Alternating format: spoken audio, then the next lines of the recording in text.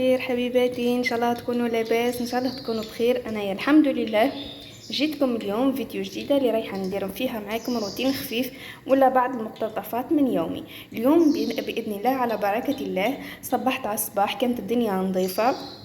لميتها شويه شويه بركه هكا، وجيت طول الغداء قلت اليوم ان شاء الله باذن الله رايحه نطيب ملوخيه.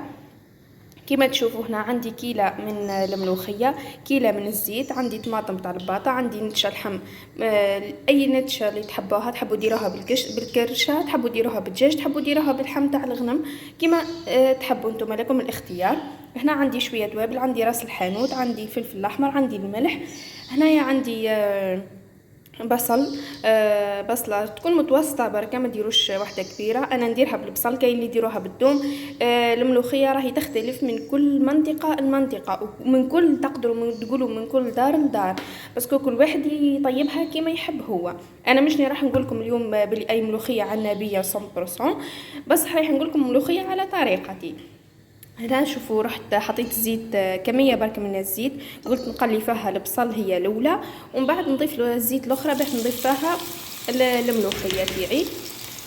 هنا نقلي البصل مليح، ما نحبوش يبان في الملوخيه، ماذا بيك نخليه مليح هو الاول في كثره برك تاع الزيت. ومن بعد كنبدا نضيف تدريجيا، نضيف التوابل، ونضيف الطماطم، نخليها كيف هي تاني تتقلى مليح. ومن بعد نضيف كميه الزيت تاع الزيت المتبقيه، ومن بعد كنضيف الملوخيه، ونكون من جهه واحده اخرى ديجا اني حطيت الماء يغلي، كنطفي عليه باش نمرق به. الملوخيه تحب الماء سخون يغلي تمرقوا به، ما دير لكمش ديك تكتلات ولا ما عمباليش. المهم انني ما نقول لكمش اني بروفيسيونيل في الطياب واحد، بس حاني نتعلم تدريجيا، كل مره نتعلم حاجه، ساعات تصلح لي حاجه، ساعات ما تصلحليش نتعلمها، وهي ماشيه. احكيوا لي نتوما البنات واش حوالكم، واش مدايرين فيها. هيا العطله جات، ان شاء الله ربي يوفق جميع التلاميذ، ان شاء الله اللي ما خدموش ان شاء الله يخدموا في الثلاثي الثاني ان شاء الله. كما تشوفوا هنا رايحه نخلي بعد ما تبال البصل تاعنا، رايحه نضيف ملعقه كبيره من الطماطم المصبره، ونزيد نضيف التوابل تاعنا اللي قلت لكم، فيها راس الحانوت، فيها فلفل احمر، وفيها الملح. الملح ما تكثروش ياسر، خاطر الملوخيه تجي مالحه، ملي تكثروا فيها الملح تجي مالحه. ماذا بيكم نديروا شويه بس، حتى اذا كان جاتكم مسوسه ولا حاجه تقدروا تزيدوا لها الملح، خاطر ما تجيكم مالحه اي ما تتكلش كي تجي مالحه الملوخيه. نزيدوا نخليهم يتقلاو مع بعضهم، وبعد كده نزيد نضيف اللحم تاعي.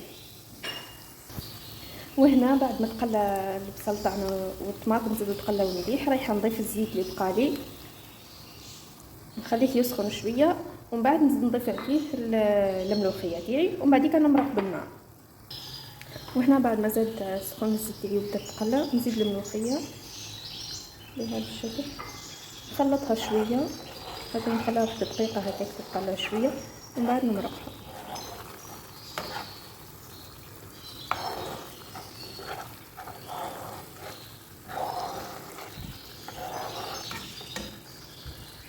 وهنا بعد ما زدت قليت لي شويه الملوخيه، بدات تسيب الريحه تاعها ديكا. هنا نجي باش نمرقها، باش نمرقها.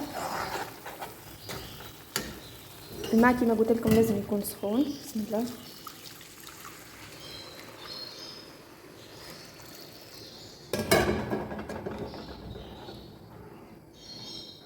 لازم تخلطوها جيدا حتى تتنحى ديك التكتلات واللي جاريه.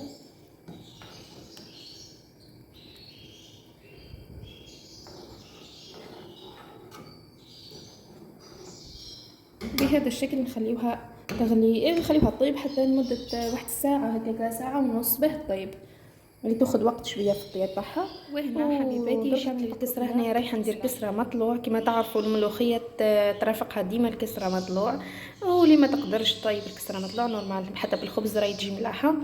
هنا عندي 3 كيلات تاع سميد، انا كيلت بهذا البول هدايا، يدير لي قيس خبزه قد تاع كسره. نتوما قيسوا واش عندكم تسمى، واش مالفين تستعملوا. درت 3 كيلات تاع ملح باه تبان لي الكيله، درت مغرف تاع سكر كبيره، درت لكل كيلة درت مغرف خميرة كيميائية، ودرت شوية سينوش، ودرت شوية زيت. رايحة نلمهم بالماء دافي ونخليهم حتى تبدا تطلع شوي، من بعد نعجنوها.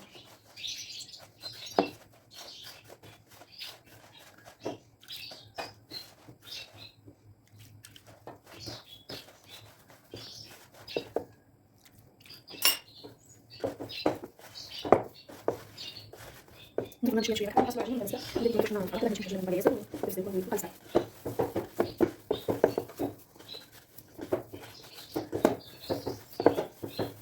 نعمل شويه نتحكم بالبركه يديك شغل هكا ونعجن بحتى تعجن جيدا.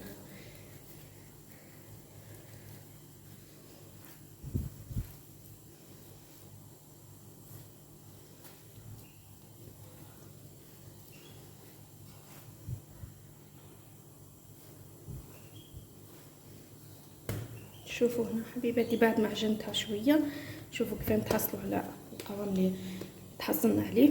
نزيد نخليها ترتاح شويه ونعجن الثانيه، ومن بعد نزيد نرجع لهذه نزيد نعجنها شويه تكون ارتاحت شويه وشربت الماء تاعها. ديما ندير كيما هكا تلقاوها ارتاحت شويه العجينه وتشرب الماء تاعها، تعطيوها وقتها شويه تزيدوا تعجنوها شويه تكون واجده صاي. هنا نرجع نزيد نعجن هذه. خليكم من بعديك نرجع لكم. هنا شوفوا بعد ما عجنتهم في زوز رايحه نخلطهم مع بعضهم هكا ونلمهم مع بعضهم باش نقسمهم نتحصل على كريات متوازيه متساويه، راحت لي الكلمه. هكا نخلطهم مليح تدخل العجينه مع بعضها باه ما تكونش واحده طريه واحده يابسه، ولا باه يكونوا في نفس القوام. اذا كان خاصها شويه ما هاني نزيد لها. بسم الله. غلبتني شويه العجينه المره دي، معليش طاق نكملوها.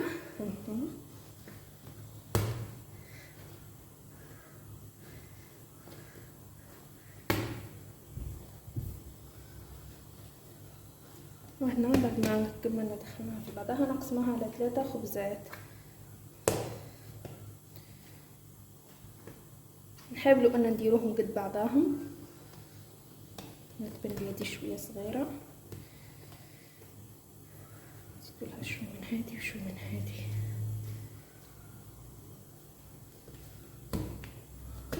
ونزيدو نعجنهم شويه. نعجنهم هكا شويه ونديرهم كريات بهذا الشكل. شوف تبداو تلموا فيها هكا.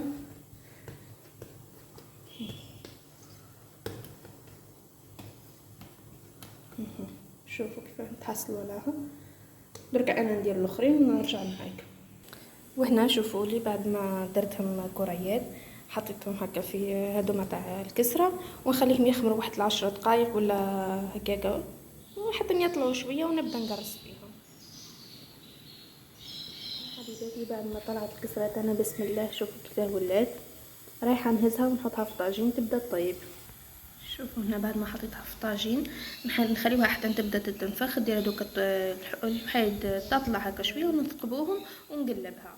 شوفوا هاك تطلع نثقبها شويه هكا ومن بعديك هكا شويه ونقلبها. نطلعوا لها سحم لتحت اذا بدات طيب هكا تحمر. نزيد شويه برك ونقلبها. هنا بعد ما قلبتها نخليوها كيف واحد 3 واحد 10 واحد دقيقه عفوا، ونزيد نثقبها ونزيد نبقى ندور فيها. هنايا نثقبها شويه هكا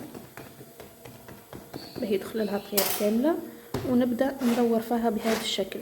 ماذا بكم تبقاو كل هك شويه وتدوروها كل شويه وتدوروها باه تجيكم مملحه وطايبه حمراء من الجوانب. طيب على الجهه الثانيه كيف نبقاو ندوروا فيها بهذا الشكل.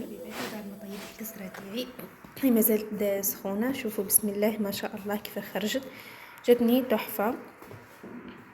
شوفوا بعد ما خرجت الزيت تاعها طفيت عليها. شوفوا بسم الله جات تهبل. شوفوا هذيك الزيت كيف جات. بعديك تشوفوها معايا في صحن التقديم.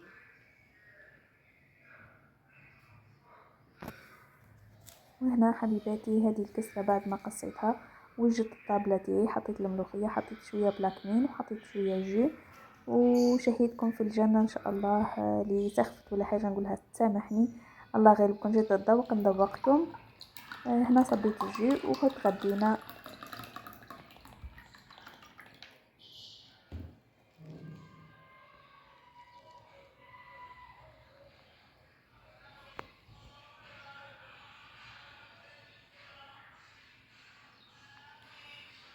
مساء الخير حبيباتي. وحنايا بعد ما قيلت شويه رجعت للكوزينه، لميت القرابج تاع الغداء. هنايا كنت لميتهم وغسلتهم بالماء برك وحده، قلت درك نجي نغسلها.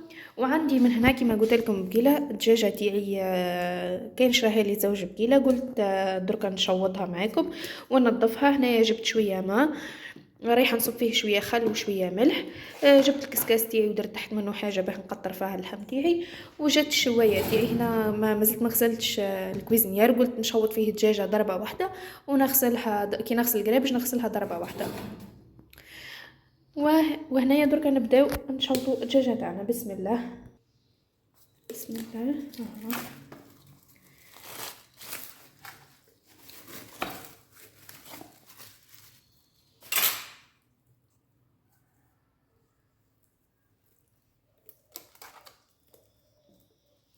نحيو لها هذا الدجاج هو طاح شويه البنات الحمد لله، ولا الكيلو تاعو ب34,000. احسن من كيما كان 41، وحتى نوصل يخي واحد الوقت حتى 51,000 خلاص. دركا راهو احسن رحمه ربي شويه دركا. كيما قلت لكم دركا هاني قاعده نشوط في الدجاجه تاعي، نكمل نقصها ونغسلها. نجيب الخل تاعي والملح، نحط الخل والملح هنا، فرغ شويه ونزيد شويه ملح. كاين اللي يغسلوها بالقارص تاني، كاين كل واحد كيفاه تسمى. اللي ما عندهاش الملح تقدر دير القارص، عفوا اللي ما عندهاش الخل تقدر دير القارص.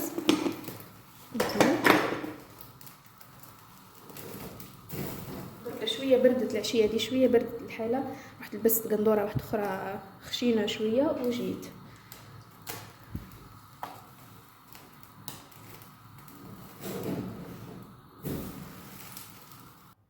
وهنا بعد ما شوطت الدجاجه تاعي رايحه نبدا نقسمها معاكم.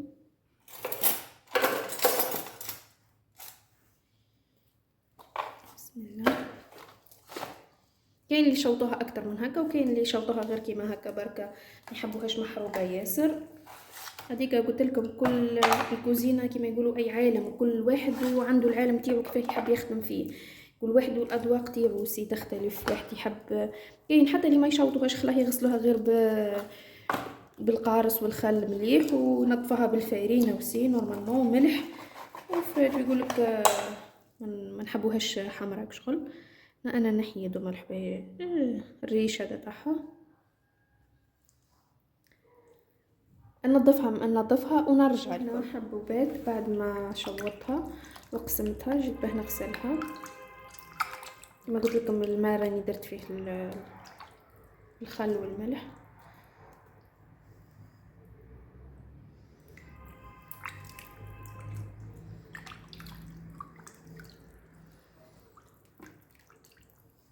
هذا صدر كيما هكا رايحه نخليه كش ما ندير به، نقسمه على زوز ونخليه كش من نهار ندير به شاورما ولا ندير به مملحات ولا حاجه.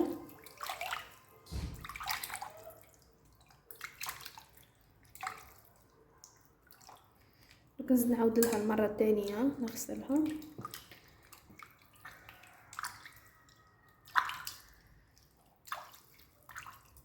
كما قاعدين تشوفوا نخليه حتى ريشه.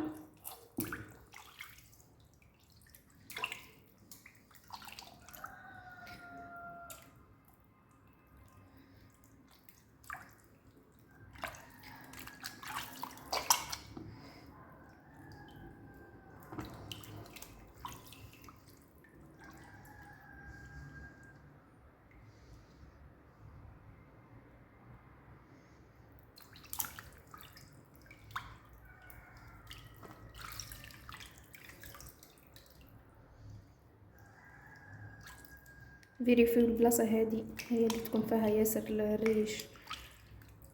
شوف وانا نحيهم هذوك الجناوح الصغار اللي يكونوا لاصقين. كاين ناس يخليوهم، الحق نعرف منهم ما نحبهمش، يعني مش راح ناكلوهم ولا حاجه باه نخليهم، كون جينا راح ناكلوهم بالك نقولوا نخليهم، بس مادام رايحين نحيوهم مش راح ناكلوهم علاه نخليهم.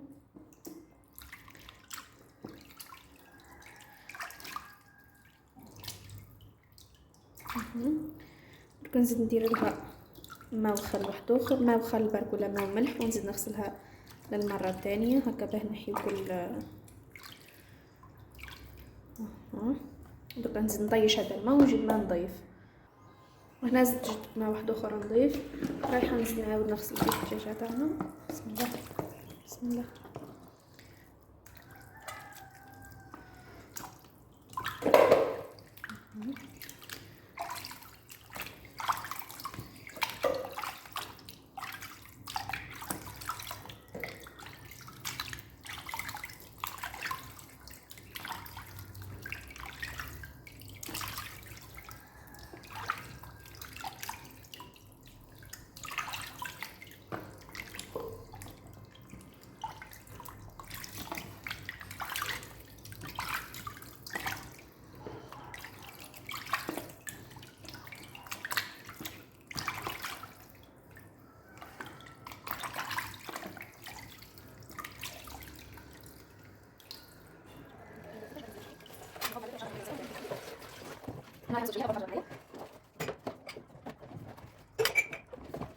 وهنا جيت باه نغسل القرابج. خليتكم سرعت لا فيديو وخليتكم تتفرجوا باه ما يجيش الفيديو طويل ياسر. وحبيت نقول لكم البنات اللي وصلت لهذا الجزء من لا فيديو، نتمنى انها دير لي اشتراك ودير لي جيم كبيره وتخلي لي كومنتير، سواء تعليق ايجابي ولا تعليق ما نقولوش سلبي، نقد بناء كما نقولوا. اذا شفتوا حاجه ماهيش ملاحه ولا ما عجبتكمش في الفيديو هاتي انصحوني، نباه نتعلم منكم وانتم تتعلموا مني ان شاء الله، وبهذا نكونوا نكبروا مع بعضنا، وبهذا نكونوا استفدنا من بعضنا.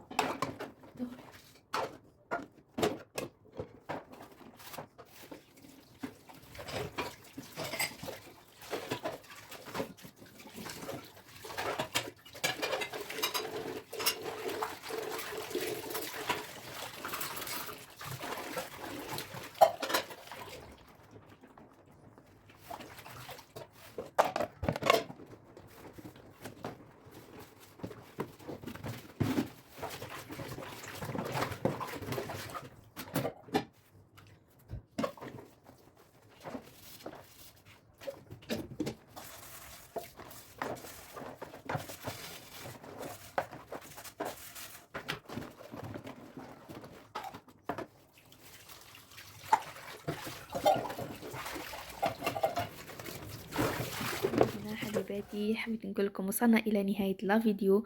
انا جبت معايا كعبات زلابيه، قلت ناكلهم وقعدت نتفرج في باب الحاره. دارتها بيا الكونيكسيون راهي شويه تروح وتجي. والى هنا نقول لكم الى اللقاء، نتلاقاو في فيديو اخر ان شاء الله. باي باي.